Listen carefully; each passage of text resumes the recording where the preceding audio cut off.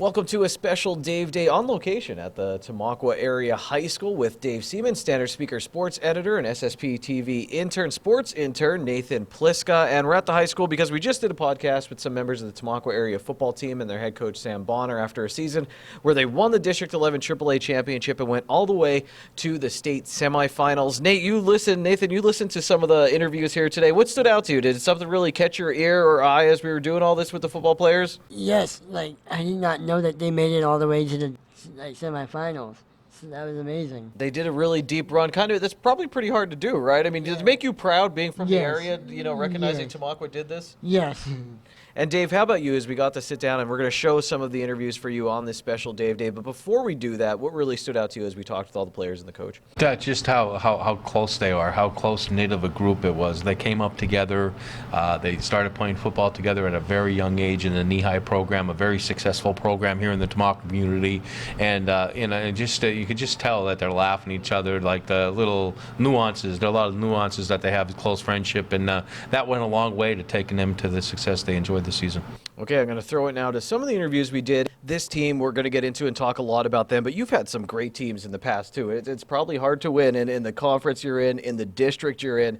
I mean, do you think of those guys, too, who helped build up to this moment, kind of? And also, sometimes you have a great team and you're not guaranteed to win a championship that year. It's just how it goes sometimes. Yeah, no doubt. We started off the first year 3-7, which I go back and I feel like that was a successful year. We won 3 out of our last 5 games. You can start feeling, the vibe that, these kids were really into it, that we were going to kind of turn this program around. We won 8 the next year, making our first playoff game in probably about 25, 30 years. So kind of started getting that vibe that, the kids were buying into it. Actually, I was just talking to Eric Krause, Dr. Krause's son. He's one of those guys that, me and my dad were up at the gym with him where, he popped in and we were saying that he's one of those guys that originally started out, turning this program around. He was 2 years, his junior, senior year, we won 8 games, and that was kind of like, I thought, the turnaround as far as, feeling that we could go over the hump and, start becoming a very competitive team, especially in the league that we play. Do you guys have the stickers on your helmets? Do you guys do the Buckeye thing where it's a good play and you get or no? Yeah, we do that. You have a bunch of them? Yeah. Do you have extras that didn't fit on your helmet, or is it just what do you do if there's extra? Did you run out of room? Yeah, I gave a bunch to other kids that didn't get them as much. Well, that was really cool. So, because dude, you probably were, kicking extra points and everything. So that's pretty sweet. All right. Yeah, when you look back on that after that last game too, and you're getting home and you're lying in bed too, are you thinking about that game, or were you able to start get perspective right away? Like, we did something pretty amazing here. It was a little bit of both. I think that game they were a very good team, obviously being the state champions, but we thought we left some stuff on the field that we could have taken back and made it a better ball game. But absolutely, as soon as we got back to the football house talking with the coaches after the game, we put it all into perspective that we could be one of the best teams to ever come through here, and it was just really neat. Did you feel like Schuylkill County was behind you? Did you feel like all of a sudden you became Schuylkill County's team too? Everyone's like, we just want Tamaqua to win. Yeah, you had a bunch of players from other Schuylkill League teams come in and be like, yeah, keep going, you're representing Schuylkill County, just keep it, we're all behind you, we're pushing for you. So just having that felt great going each and every game. Anything else for Brandon? Well, one thing I would be remiss if we didn't. You guys wore the number 6 on your helmet after the unfortunate injury that North Schuylkill's Jaden Leiby too. Talk about that connection. Whose decision was that, and how did that come about too? I know you're rivals, but it's more than that. Yeah, it was more than that because he was a real good. We all knew him a little bit, and he's a close friend of mine personally, and close friend of everybody else. So that was just real heartbreaking. But then we all decided that we wanted to do something for him, and I think it was it Rydell?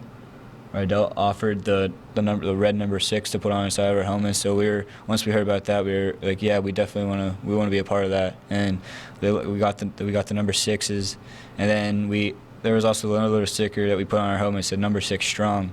It was just a little football and it said number 6 strong on the back of our helmet. So he was with us throughout the entire game. So again, to hear all those interviews and the complete interviews, go and find the Good Sports podcast and web series on the Standard Speaker website and at ssptv.com. And I believe, Dave, you could listen on Spotify as well, perhaps even Apple Music. So Dave and I will have a preview of the Cotton Bowl as well as Notre Dame's bowl game against Iowa State, and we'll talk about the college football playoff next week. Nate, what are your thoughts? Since you're not going to be with us that week, what do you think? Let's go with the college football playoff. First of all, who do you think is going to win the national championship? I'm not sure, but I'm thinking it's going to be Clemson, LSU in the championship, and then maybe Clemson would take it again. Ronnie Marchetti also picked Clemson as well. And finally, Nate, Penn State in that game against Memphis. What do you think happens there? Who's going to win that one? I think Penn State could win it. Big, or do you think it's going to be a close game? It could be like a touchdown game, maybe. Who do you think is going to be the MVP for Penn State I'm in that not game? sure. If you had to pick. Probably Clifford. You think Sean Clifford's going to have a big game? We'll see if Nathan is right. Nathan, actually, I went back to the other Dave Day we did with Nathan. He said Penn State would get to the Rose Bowl, the New Year's Six. We said Outback Bowl. I said, Nathan, you were the closest. You had them actually qualifying for the New Year's Six. Well, make sure you listen to that Good Sports podcast and come back next week here for Dave Day with Dave Seaman, Standard Speaker Sports Editor, and myself as we preview college football bowl games.